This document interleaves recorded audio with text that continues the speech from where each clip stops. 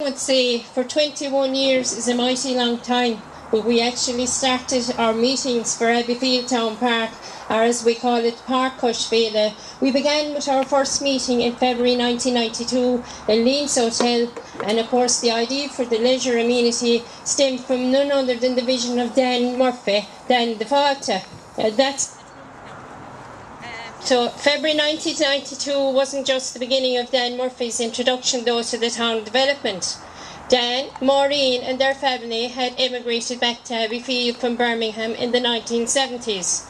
It was during the 1970s though that a local solicitor, Dick Wolfe, brought a group of local people together to form the Abbeyfeale Development Company Limited.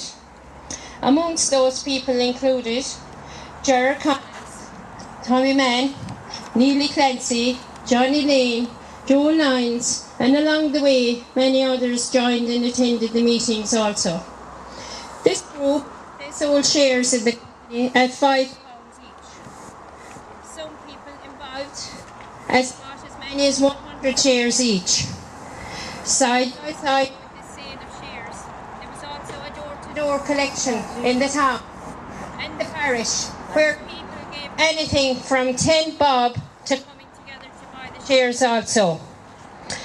This development group had the foresight to purchase the land at Mountmahon from the Tobin family, which now forms the industrial estate today. As time went by and Abbeyfeale had its own pool of industries, Dan Murphy became involved in local development also. At Christmas time, it was customary to bring the industrialists to Christmas dinner. By the early 1980s, the town was beginning to have a decent number of people employed, with local factories including Costello, GTI, Michael Quigley, Neodata, John Brown Interiors, Lane Minnows, and many businesses giving employment also. In the early 1990s, a Chamber of Commerce was formed. Weren't we really very ambitious when you think about it? A number of subgroups were named at the original meeting, one of those being the Town Park.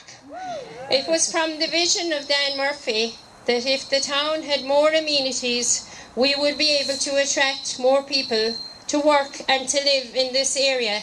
I suppose, when you think about it, it was true. His vision was correct. It definitely enhanced the area. A survey was carried out at the time in partnership with the IT Tralee, where it was discovered that the town park was second on the list to a swimming pool at the time. Meetings began in earnest, and the town park committee set about establishing the location for the town park.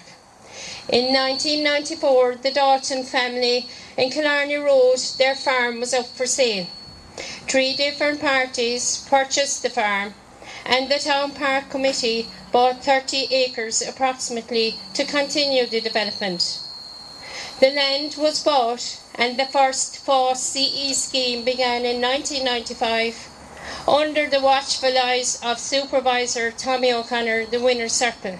And I should take a minute here just to talk about Tommy O'Connor for a moment, because in the early days when we got the FOSS schemes, money was very scarce. And I can tell you this, and it's a fact, that Tommy O'Connor spent a lot of time working here in the town park for nothing. And a lot of people might not realise that.